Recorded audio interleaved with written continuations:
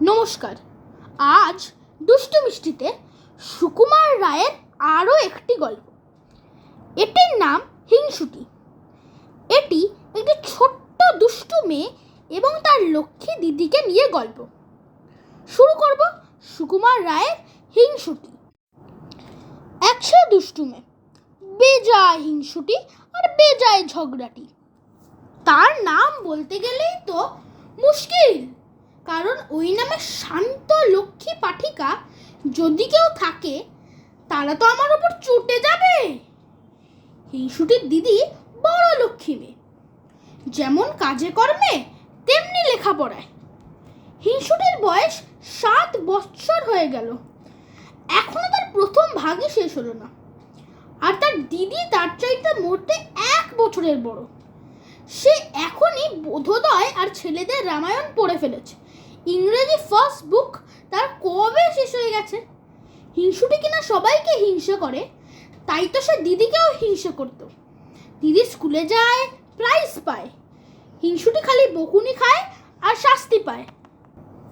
দিদি সেবার ছবির বই প্রাইজ পেলে আর হিংসুটি কিচ্ছু পেলে না।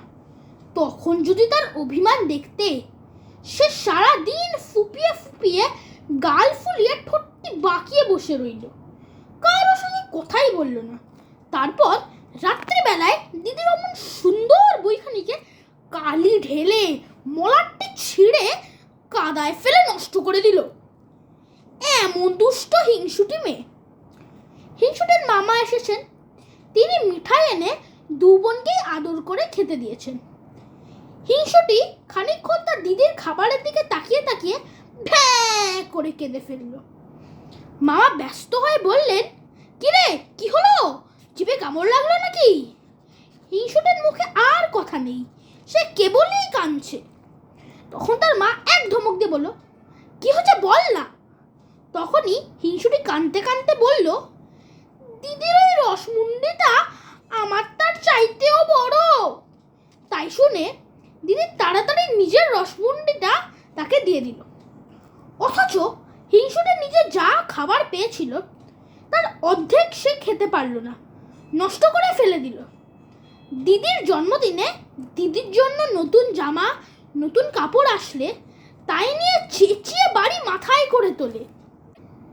একদিন হিংসুটি তার মায়ের আলমারি খুলে দেখে কি, লাল জামা গায়ে, লাল জুতা পায়ে, টুকটুকে রাঙা পুতুল বাক্সের মধ্যে শুয়ে আছে। হিংসুটি বলল, দেখেছো দিদি কি দুষ্টু, নিজেই মামার কাছ থেকে পুতুল আদায় করেছে, আবার আমায় না দেখিয়ে মায়ের কাছে লুকিয়ে রাখা হয়েছে। তখন তার ভয়ানক রাগ হলো।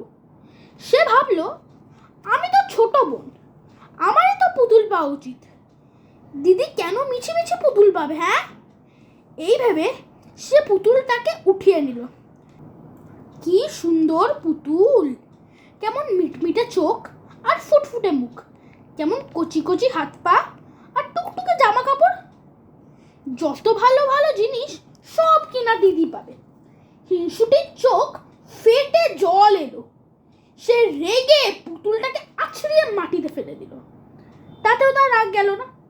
সে একটা ডান্ডা নিয়ে ধাই ধাই করে পুতুলটাকে মারতে লাগলো।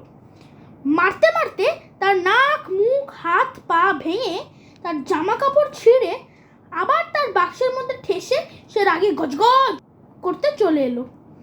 বিকেলবেলা মামা এসে তাকে ডাকতে লাগলেন এবং বললেন, তোর জন্য কি এনেছি দেখিসনি? শুনে হিংসুটি দৌড়ে এলো, কই মামা, কি এনেছো দাও না।